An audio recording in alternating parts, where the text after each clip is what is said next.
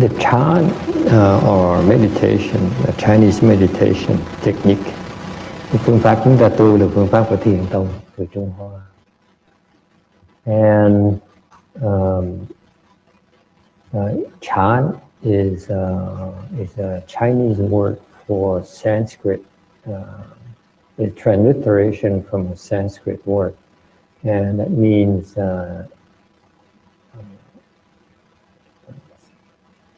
stillness contemplation. Thiền là từ tiếng Phạn dịch ra tiếng Trung Hoa, thì cái nghĩa là tình tư. Okay. This is a kind of meditation we teaching you.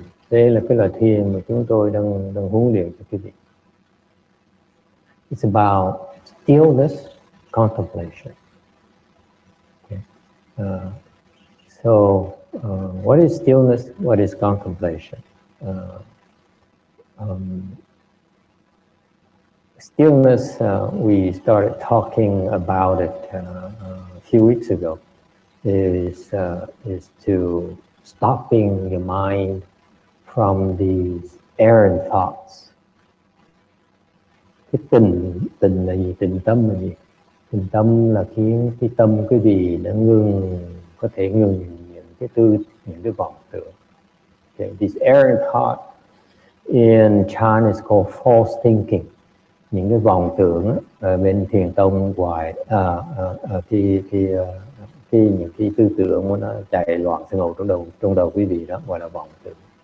It's called false thinking because you think about these things, these thoughts arise, and if you don't pay attention, you tend to believe them. That's what they call false thinking. Tại sao gọi là vọng tưởng? Vọng tưởng là tại vì khi quý vị ngồi đó hoặc là niệm Phật hoặc là thiền, tự nhiên cái tư tưởng nó khởi lên. Thì nếu như quý vị không chú ý đó, nó khởi lên đều như vậy, mà quý vị chạy theo nó là một ngày nào đó quý vị sẽ tin nó là thật.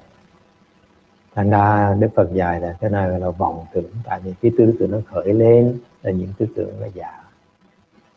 I repeat for your sake. I elaborate a little bit more in Vietnamese.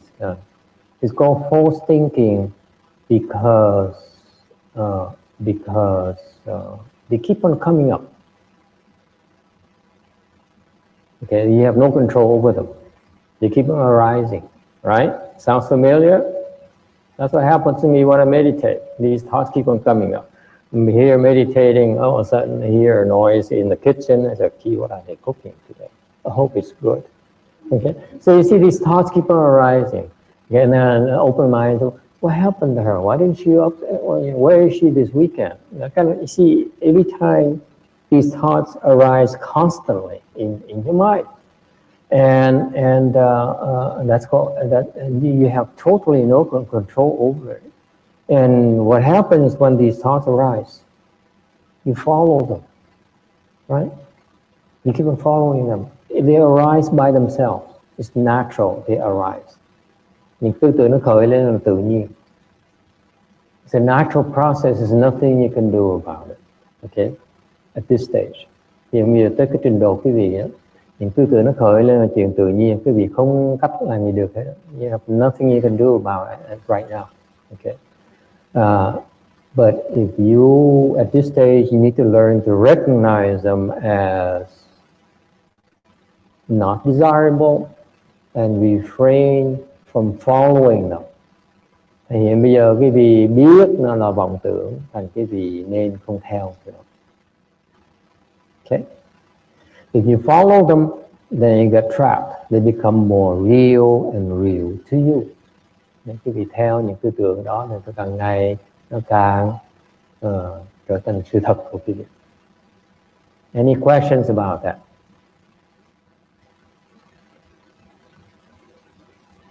That's the way that's how we function.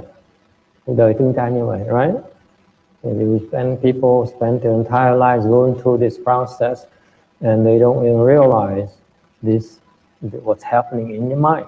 You just follow the thoughts that arise in your mind. Con người chúng ta sống theo cuộc đời chỉ chạy theo những tư tưởng nó khởi lên trong đầu chúng ta thôi. That's why we really don't have as much control over our lives as you think. Cái việc nghiên kỹ lại cho coi. Nếu như vậy, nếu thực sự như vậy, thì vì thế cuộc đời chúng ta rất ít cái tự chủ. Because we are so easily influenced, aren't we? Marina. Thì thấy rõ ràng là vì những vì như vậy thành chúng ta rất dễ bị ảnh hưởng. Remember, for many of you, for many of us, wake up in the morning we feel refreshed. Buổi sáng mình thức dậy mình thấy khỏe, right? You feel happy. And for a person like Miriam and myself, it only takes us about minutes before we feel bad, don't we? Rồi những người mà chán đời, because we are depressed. When you're depressed, within minutes in the morning, sounds familiar? It's just me, right?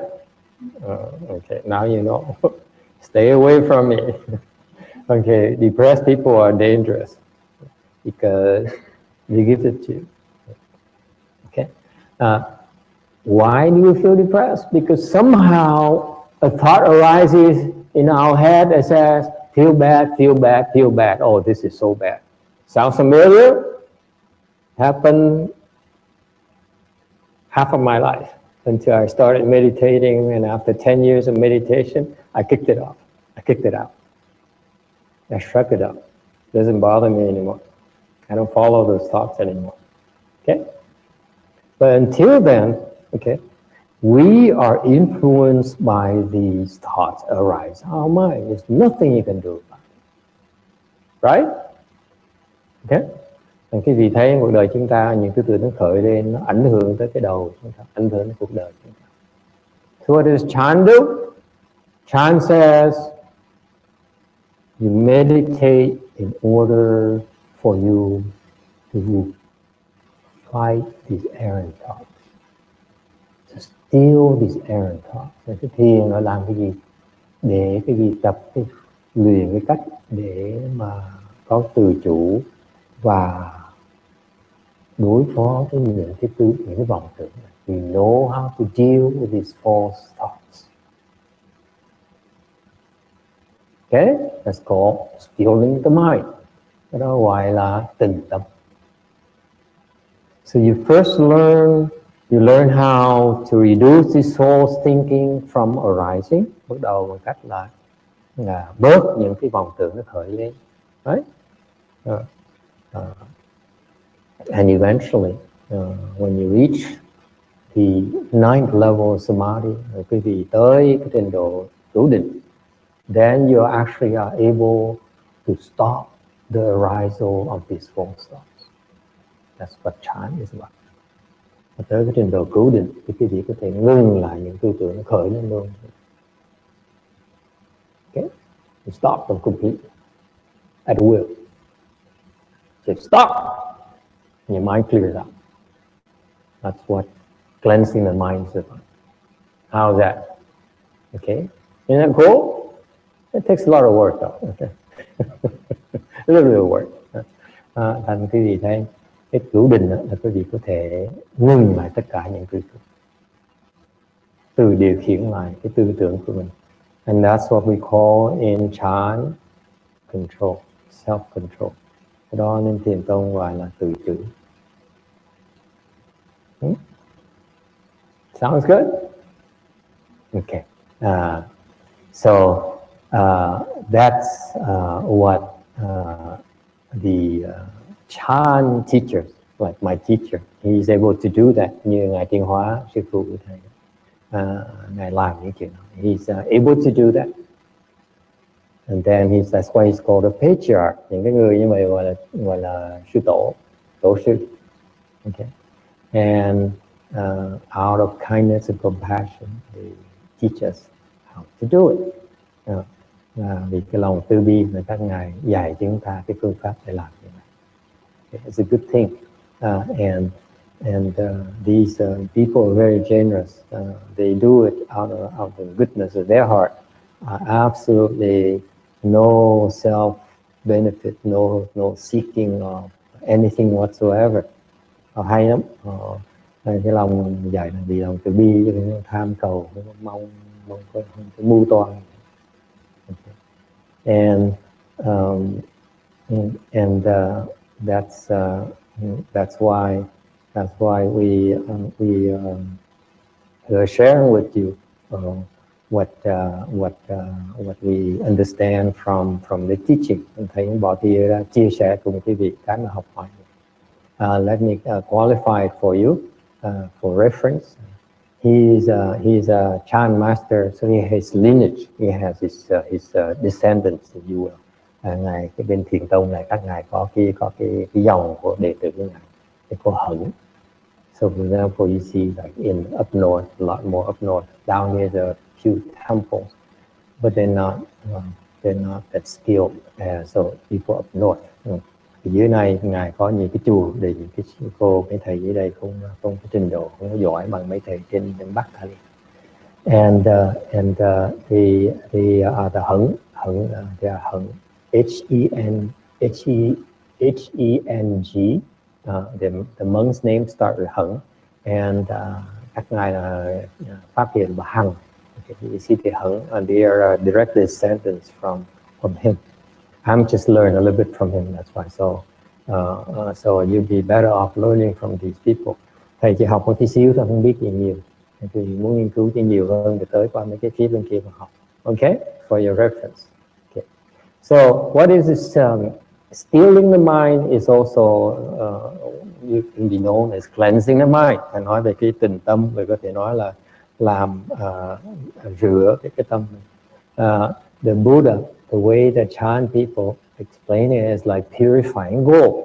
Giống như là today I talk about the initial process of stealing your mind. Okay. Last time we talked about stopping the mind, but so today we give a little bit more detail. Trước nói về cái chỉ này nói rõ hơn chứ cho những quý vị nhiều chi tiết hơn một tí. And this also applies to all forms of spiritual practice. Cái này nó liên quan tới bất cứ cái cách tu luyện nào, whether it's Buddhist or non-Buddhist, it makes no difference. Whether you do yoga, I heard that Hillary, after 11-hour marathon with the Congress and the committee, and she still kept going after 11 hours, and somebody asked her, Secretary, aren't you tired from a long day yesterday? She said, no, maybe it's because of my yoga or something. Okay, you do yoga, same thing. You have to go through this process. Okay, quý vị mà bất cứ tu phương pháp nào, pháp môn nào, hoặc bên ngoại đạo đó là yoga hoặc là tai chi nữa nó, okay, hoặc là Ấn Độ giáo hoặc là sư bà Thanh Hải nữa nó, thì họ phải qua những phương pháp như vậy. Okay, so you first thing when you have any form of spiritual practice that deals with your mind, bất cứ phương pháp nào nó liên quan tới cái tâm của quý vị.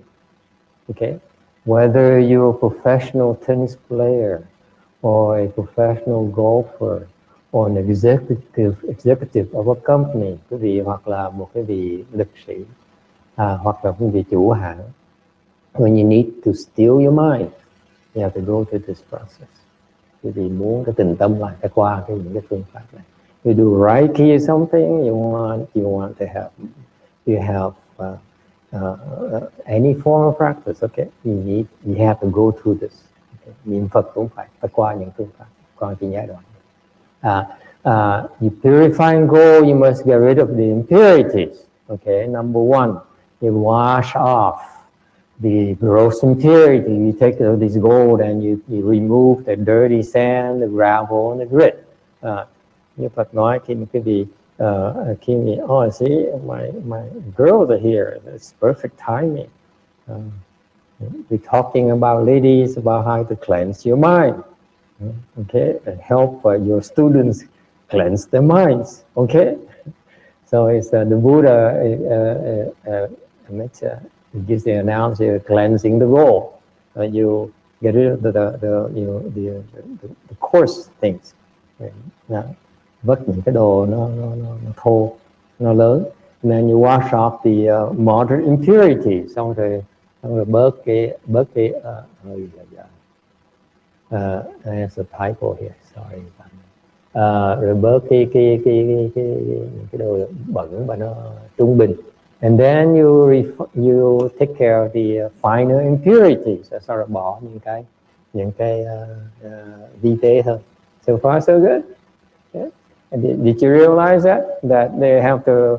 I didn't realize that until I read I researched the Buddha's way of teaching meditation. So I found out how to purify the goal. You know, amazing how wise the Buddha is. And I'll show you, he was born as a crown prince. He never had to deal with the goal, cleaning the goal, and yet he knows how to do it. You know, amazing. Thế là Đức Phật là thái tử, không bao giờ phải làm việc gì hết, nhưng biết cách làm vàng. So the Buddha, by the way, his teaching is famous for using analogies to make a point. Đức Phật khi mà ngài giảng pháp, ngài rất là nổi tiếng và chuyên môn dùng những cái ví dụ để mà giảng người ta hiểu. Okay, he's the king of giving analogies.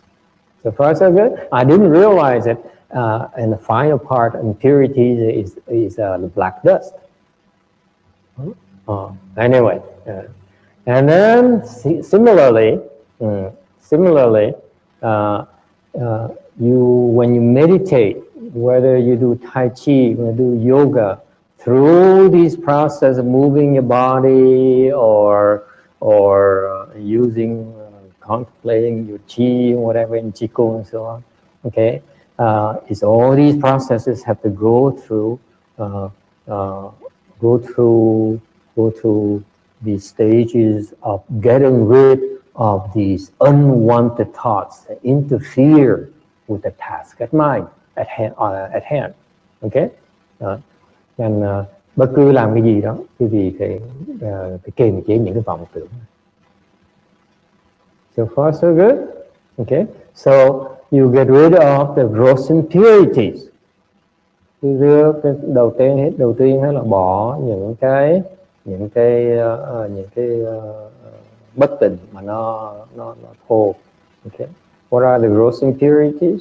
It's defined, it's termed as misconducts of the body, of the mouth, and the mind. Là bỏ những cái thô lỗ của thân, khẩu và tâm. Okay.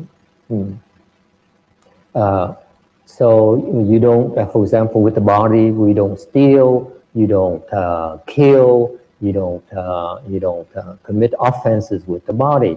Cái thân là cái gì? Bớt tạo những cái nghiệp thân, như đừng cắp, đừng có giết người. With the mouth, we don't, for example, we don't yell at people, curse at them. You don't use double tongue speech. He says one thing to another person, another, so to get them to get into conflict. It's called double tongue. Things like that. It's not good thing to do. And the mind is that, for example, you sit there and you guard the mind against anger. Because when you meditate, you recite the Buddha's name, and these thoughts of anger arises, you have to be careful. You have to get rid of them very quickly. Rồi cái tâm là sao? Tâm là khi quý vị ngồi thiền, quý vị niệm Phật, mà những cái tư tưởng chẳng hạn như sân hận nó khởi lên, là quý vị phải rất là cẩn thận. Những cái tư sân hận đó là phải dẹp ngay lập tức. I repeat for you, when you meditate, you see, you aware of these thoughts of anger arising, okay? You have to be very careful. Squash them right away. Do not follow them. Okay. Những cái tưởng sân hận nó khởi lên là không được theo nó. Okay. That's the rule of thumb. Don't follow them. So far, so good. So how do you do that? Okay. The mere fact you meditate, you're actually doing that already, aren't you? When you're meditating, are you killing? No. Are you using coarse words? So naturally, it's a first process. The process of sitting there and meditating, you're getting rid of your gross impurities already of your mind. Okay, and khi bị ngồi tự động, khi bị đang làm. So far, so good. Okay, number 2. Then you get rid of your moderate impurities. So xong khi bị gỡ bỏ những cái bất tịnh mà nó trung bình. Okay. So the thoughts of sensuality, of anger and intent to harm. Là cái thì để ý với những cái tham dục, những cái sân hận và những cái tư tưởng muốn hại người ta. That's called moderate impurities, impure thoughts. Okay? Please remember that when you meditate, these thoughts will arise. Did it happen today? Only me. See?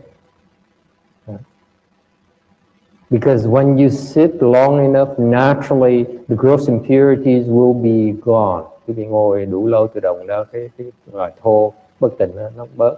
And then you go into the moderate impurities, tự động nó chạy vào cái bất tịnh trung lưu. Okay? And memorize this. Thoughts of sensuality, of ill will, of doing harm. That will arise.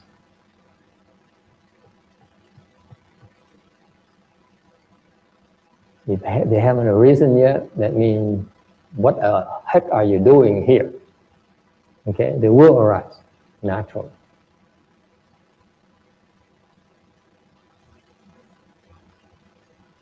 Okay, any questions? Ai thắc mắc gì không? And finally, the third kinds of impure, of unwanted thoughts are the caste, the home district, not wanted to be despised.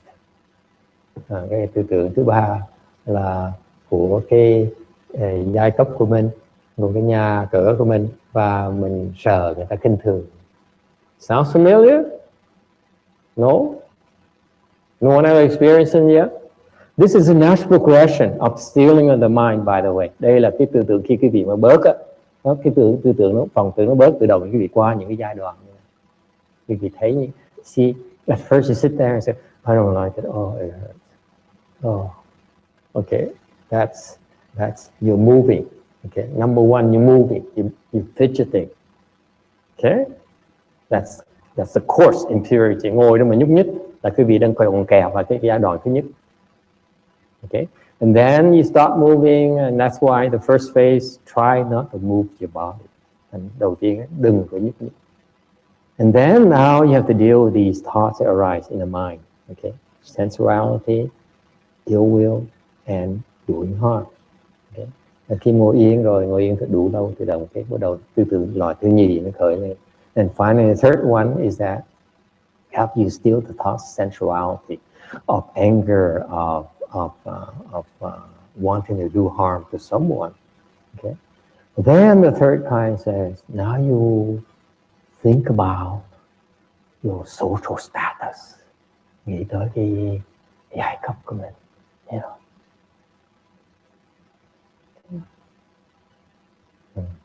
Then you think about your, I don't know what a home district is. Maybe your city you live in, Beverly Hills, San Marino, stuff like that. What are you doing here in Rosemead? That kind of thing. And then, very interestingly, not wanting to be despised. Sounds familiar? I didn't realize it. All these years, 20 years of meditation, I realized, my God, I have this fear, subtle fear of being afraid that people don't like me, think I'm too Vietnamese. Huh? Especially Korean people think I'm too Vietnamese. That kind of thing. Yes? No? Well, I'm the only one. Okay, that's called subtle thoughts. Questions? Ai thắc mắc gì không? It only restricted to the Vietnamese, it also applies to the Koreans and, you know, whatever. And then the next phase, and after you get rid of the outside impurities, now you smelt the gold, right? Khi mà gạt bỏ những cái đồ dơ bên ngoài rồi, chỉ còn cái vàng còn lại, thôi vàng còn lại thì bắt đầu làm vàng. So what you do is you put it in the heat, put it in crucible, and then turn up the heat so that you can burn away the dross, right? Và khi mà muốn làm cái thoi vàng là cái gì? The purpose is to get rid of these impurities to make the gold workable, more pliant, more workable, and malleable, so you can put it in any shape you want. Then it's the gold is of high value, right? Thì cái giống như vàng là cái gì đó, muốn luyện vàng để cho nó mềm, nó dẻo, nó uốn éo được, nó có giá trị. Thì cái tâm, that's the same thing in your mind. Okay? Cái tâm quý vị cũng vậy. The mind becomes only of value to you if you know how to get rid of its impurities. Cái tâm quý vị nó chỉ có lời cho quý vị sau khi mà quý vị gạt bỏ những cái mà bất tịnh, tư tưởng bất tịnh, những cái vọng tưởng, your false thoughts are not good for you. Okay? So now, same thing at this stage here. When you sit there, you think about what is the thought of Dharma. What does it mean to you? Anyone? Và biết cái tư tưởng, những cái tư tưởng về pháp nó khởi lên. What does it mean? Anyone? Now you're able to think about the technique of meditation that you're practicing. Lúc này quý vị có thể nghĩ tới cái phương pháp quý vị đang làm. For example, a lot of the Buddhist meditation teachers, they teach you about breathing, right? Breath counting, right? Như quý vị như bên thiền, bên cái mấy thầy dạy thiền mà Nguyên Thủy ta dạy cái gì quán hơi thở, sở túc. Or you go to Qigong, they teach you to contemplate, to contemplate the chi flowing through your body, merging with the chi in the universe, so that you're one with the universe. And then khí không thì ngày dạy cái vị quán cái khí nó lưu vận chuyển trong cơ thể cái vị, và nó nhập vào cái khí, nó được lưu chuyển trong vũ trụ. Okay? The process, you're able to concentrate in the process. Similarly, you are able to concentrate on your golf swing to the exclusion of everything else, right? Okay. See how more useful your mind becomes at this stage. Thì vì thế như mấy người mà chơi golf thì nó bắt đầu chú ý tới cái động tác đánh golf. Okay. So far so good. That's what it means. Okay, don't be turned off by these terminologies. Okay, I give it to you because I have a mixed audience. I have Buddhists and non-Buddhists. Okay, the Buddhists, I want to teach a proper terminology so that when we use the word, they immediately understand what I'm talking about. But those of you who are not versed in these concepts, I can elaborate in simple terms for you. Okay. However, at this stage, okay, don't declare victory too soon. Lúc này quý vị chưa phải lúc mà nói là làm xong việc đâu. At this stage, your concentration is not peaceful nor refined. Cái sự chú ý quý vị nó chưa đầy đủ, và chưa thấy được an lạc, và chưa thấy you don't feel peace yet because you still are disturbed. Okay? Chưa được an lạc đâu. Okay? You're not yet calm and single-minded. The objective is become single-minded. Okay? Cái thiền là quý vị tập nhất tâm.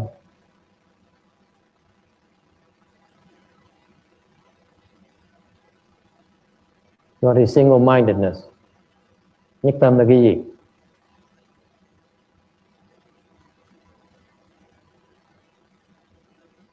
Single-minded is the ability to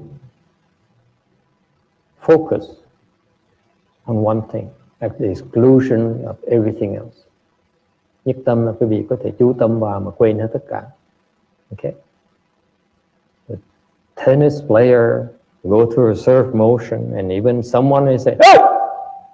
doesn't bother them. You see that? The professionals, you see a tennis match like the US Open, and they're about to serve and it's going, "Oh, no, no." And that's not single-minded. You notice that? By the way, anyone plays tennis? Có ai chơi tennis không? No?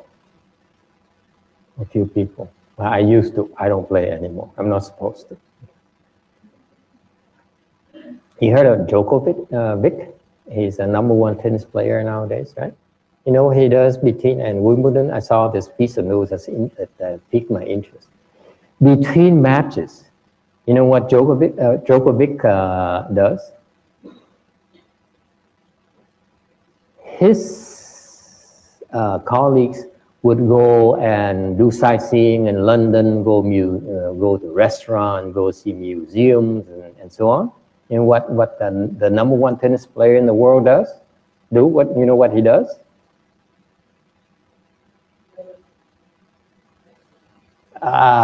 Who said meditation? Very good. He goes to a temple to meditate. He's now by far, he's so far apart from the #2 tennis player, he's not even inside. He meditates. And what does meditation do for him? You know? His reflex is a lot quicker, so his return of service so quick, so much quicker. He can see the ball coming a lot faster than the next person. So his reaction is a lot faster. Backhand, forehand, a lot faster. That's why he has the best return of serve in the world right now, because his faster reaction. So you can sit there and stand there and concentrate on the motion, and you can see the ball coming a lot quicker. That's the power of single-mindedness.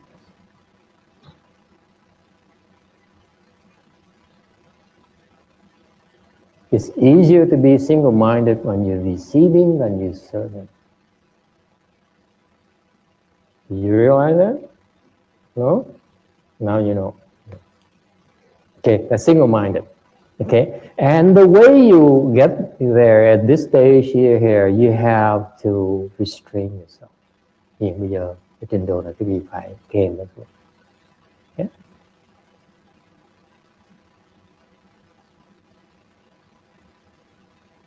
Questions? Ai thắc mắc gì không? By the way, the more skilled you become, nói cho quý vị biết, hiện bây giờ vẫn cần phải đè đén đó, tại vì quý vị cần có trình độ. It's easier for you to repress, to suppress certain types of false thoughts. Okay. Quý vị càng tu càng có công phu, thì càng có khả năng mà đè nén những loại tư tưởng dễ dàng hơn. For example, Sarah, what kind of thoughts do you think you're able to suppress? This is my student, 3 years now. The poor gal now, after being talked into crossing her legs and endure a lot of discomfort. She's still around. Who knows how much longer? The test gets harder and harder. So what kind of thoughts do you think you're able to suppress? Mm-hmm. Mm-hmm. Mm-hmm.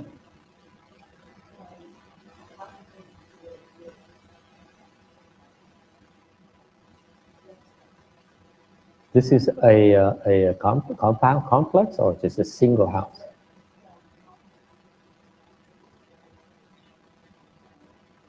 Here in the area? Bowen Park. No. Oh, I see. What is that, a state? What? Bradbury State. Oh, I see. In Arcadia area. Uh-huh.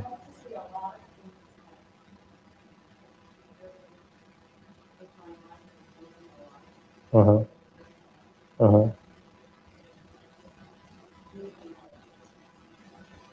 Yeah. See it drop, see it drop, see it drop. Okay? Let's go suppression. You don't allow it, you brush it off. It's just like these thoughts arise, you brush it off, you brush it off. You have the ability. Okay? So, so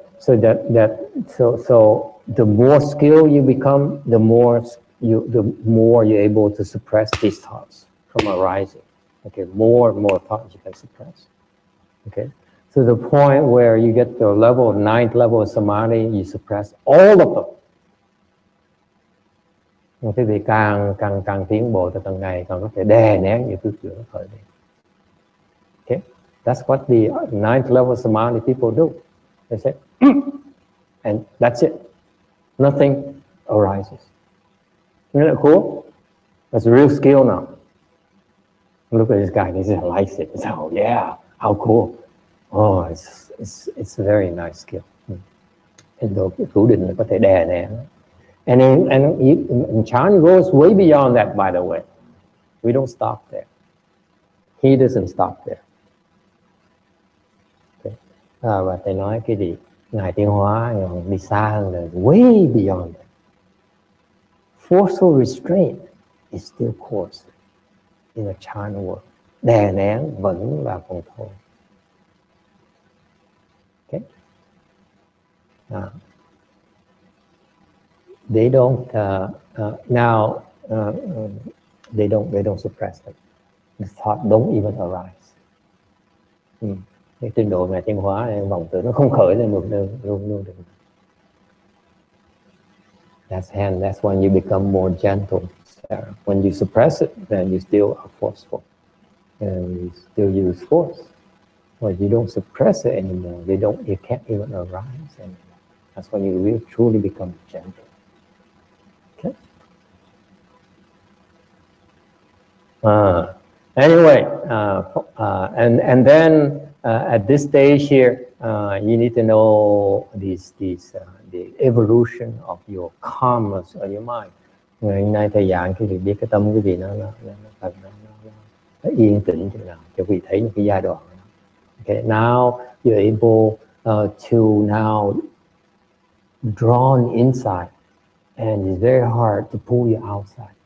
Okay, you feel there's a clear separation between inside yourself and the outer world, outside world. Okay, vì thấy sự khác biệt giữa cái tâm của mình ở trong và cái thế giới bên ngoài. Okay, and you begin to able to concentrate. Bắt đầu có thể chú tâm được. Or with this concentration, you become peaceful. Okay, và quý vị nhờ chú tâm thành càng ngày càng được an lạc. And phải được nhất tâm, then begins single mindedness. And then you are no longer kept in place of forceful restraint. These, by the way, the non-Buddhists, okay, they, for example, the Hindus, okay, they still are suppressing the thoughts from arising. They're that skill. Okay. Bên Ấn Độ giáo ta có cái khả năng, có phương pháp để mà đè nén tư tưởng. Okay. That's still very coarse. Okay. But what interesting thing here about this process is that now your mind, your wisdom unfolds. When you want to know, you turn your attention to something, you penetrate it. You see, you begin to see more, you begin to have more insights on things. How to fix your problem at work. How to get your wife to love you more. if it's important to you at all. Okay, okay. So you develop these insights. It's very, very interesting. So this is what is called out there is thinking outside of the box. This is that process. So you really want to learn how to think outside the box, you have to do Chan. There's a systematic way to get you to learn to think outside of the box. Because whenever we have a problem, we sit and meditate, and all of a sudden you're able to see the problem from a different perspective. How's that? Very useful. Yes or no? I thought so. Any questions? I thắc mắc gì không?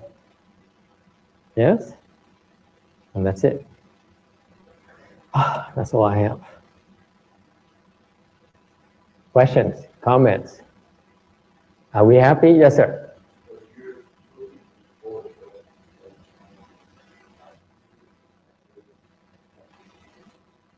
Yeah. It's not meant to be understood. That's why it's supposed to throw you off. You just have to be aware of the process. And then when you get there, okay, and you have these problems, by the way, when you get there, you say, but I can't. That's when we teach you how to deal with it. There's no, each person is different. There's no one-size-fits-all kind of formula, okay? Each person, when you get there, you have a certain way to cope with it. Okay? And either you discover yourself or your teacher looks at you and says, oh, okay, you're almost there. Now tuck in the legs so that you can get to first dhyana, okay? Because that's a way of suppressing thoughts. That's the first level of thought suppression. And then next level, next level, next level. So either you discover yourself and you just say, I'm here, but I don't know, I have these problems. Okay? I don't know, I still get pulled away by these issues. These things will still make you upset. You know, seeing these rich people make me so upset. You know, that kind of thing. And that's a challenge to you. Okay? And if you're able to suppress it, great. You're in control. Sometimes you cannot suppress. That's when you get help. Or that's when over time you're able to see why. Okay? Because that's a process that you go through.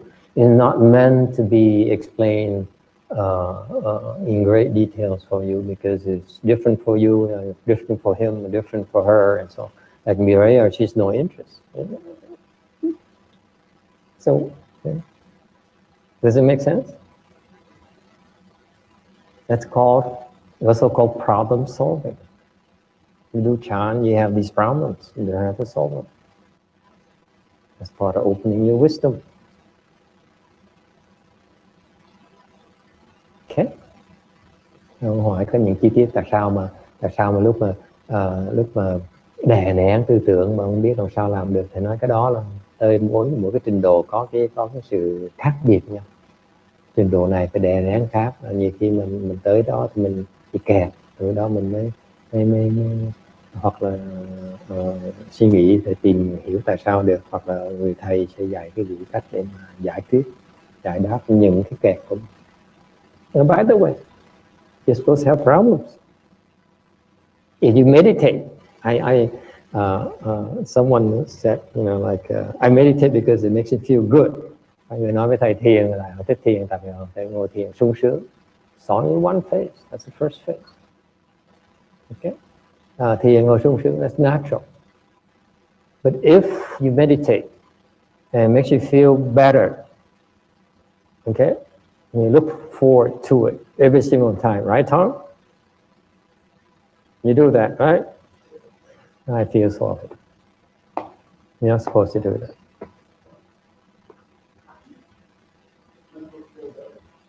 No. So if you feel pain, what's wrong with you? We didn't tell you? They didn't tell you? Oh, shucks. Now you know the truth.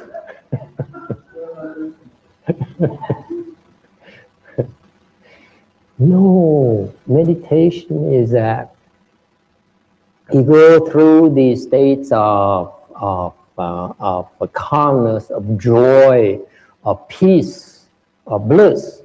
But what's most important is not to look forward to it, not to attach to it. That's critical. All those are simply called states. Cái thiền quý vị phải qua những cái giai đoạn, thầy đùa với ông này chơi thôi, thầy đoán có những giai đoạn an lạc rất là sung sướng. Và quý vị ngồi thiền ham thì cái sung sướng đó. Okay. I know every day you go to work and you're stressed out, and you go home, you're stressed out as well. Okay, for some reasons. And so to find peace and calm when you meditate is such a nice thing that people tend to be attached to. Okay, but don't be attached to it. It's only called state. Okay, vì ngồi thiền một sung sướng an lạc như vậy chỉ là một cái cảnh giới thôi, đừng có chấp vào nó. Because what happens when you attach to it? Yeah. You're not there. Cái gì chấp nó mà không được, nó cứ giận. Oh, what's the matter with today? I'm learning something now. I'm going to yoga now. This chanting is no longer works for me. Okay, cái gì sẽ giận, không đứng dậy, bực tức đứng dậy bỏ đi, kiếm cái đường khác. Okay, but you don't realize it. If it doesn't happen, it's because you have an obstruction. You have to learn to deal with the obstruction, not quit. That's called progress. You cannot make progress unless you solve the obstruction. Quý vị không thể tiến bộ nếu như không giải quyết được cái cản trở của cái tiến bộ của mình. You have to learn to resolve what's obstructing your progress. Right? Not give up. Người ta cản trở ta khi cái vị tu ngồi thiền, ngồi niệm Phật, bỗng nhiên bị phiền não này nọ là cái ông đang bị cản trở, thì phải nhìn cái cản trở, tìm cách mà giải quyết nó. Okay. And what's another reason why what's the question again? Don't be attached, sẽ không được chấp vào cái cảnh giới đó. What's the second reason? Yes. Thank you. You see, first time, right? Why you smart? Fourth time, you smart cookie. Very good. The worst part is you stuck with it. You get stuck. Cái điều tai hại nhất trong cái thiền rồi. For us, for Chan people, we do not wish to be stuck. Cái thiền tông chúng tôi kỳ nhất. I personally hate it when I'm stuck. Okay? There's so much better things, okay, to experience. Why do you want to be stuck? Tại sao phải bị kẹt làm cái gì? I give you an analogy. You're traveling to New York, mang lái xe về New York, and then you stop by Grand Canyon. Đi ngang Grand Canyon. You love the sightseeing so much. You keep on lingering and looking, and you forget about going to New York. You forgot about your goals.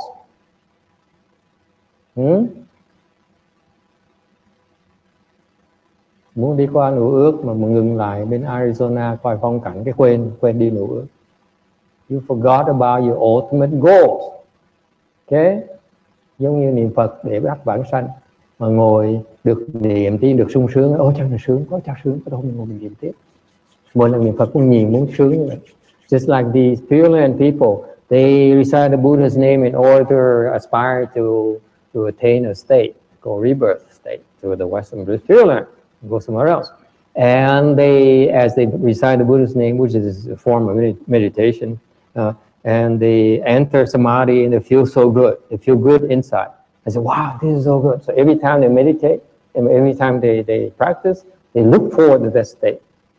Okay, and that means they'll never get to what they want to go. Period. And that's, to us, Chan people, death, worse than death. Thiên Đông, tôi kỳ, đại kỳ chứ. nó còn tệ hơn là bị chết. Okay? You then look at yourself and ask and say, shame on you. How can you be so petty?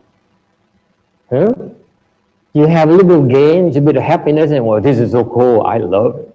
That's it? There's so much more. And you cannot experience more, higher, more bliss, more pleasure, more enjoyment, more wisdom, more knowledge, unless you're not attached to states. And quý vị, nếu mà chấp vào những cái cảnh giới đó thì khó mà tiến bộ. You don't make progress anymore. Niệm Phật sẽ bị kẹt. Niệm Phật mà tham sướng là sẽ không được vãng sanh.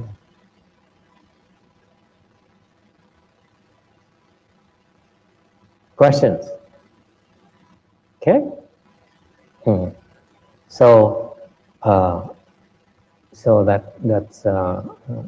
that's why you don't want to attach to those especially pleasant states. Mà quý vị nhớ đừng có chấp vào những cái cảnh giới sung sướng. Okay? If it feels good, recognize it feels good. Khi mà sung sướng là biết mình sung sướng. Okay? But don't look forward to it. Don't say, oh, I'm so good. I have some meditation skills. Don't even do that. It feels good, so what? And you keep moving, you keep on practicing. Because you feel, that makes describe it to you. Dạ, quý vị biết cái sướng là it feels good. Okay? Meaning you're rising to the next level.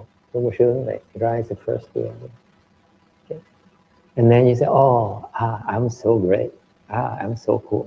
So every time now, it feels less and less good. Because now your body is conditioned to it. You stuck. Okay? Now it is leveling off. The pleasure levels up. Yes or no? Yes? That's when you say, I want more.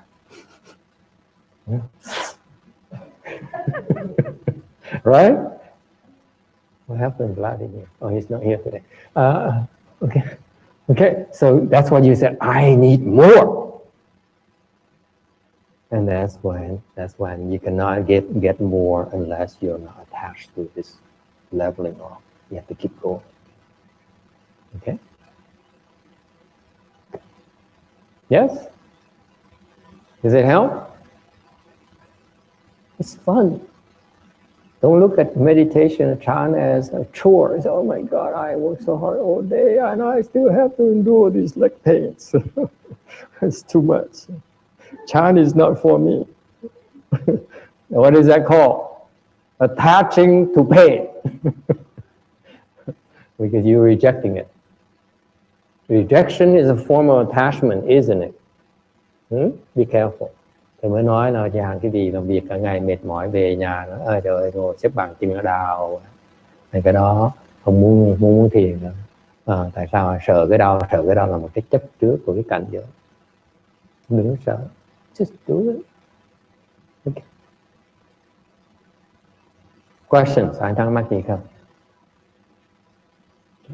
So today I introduce you to the process of meditation. That happens to you when you meditate.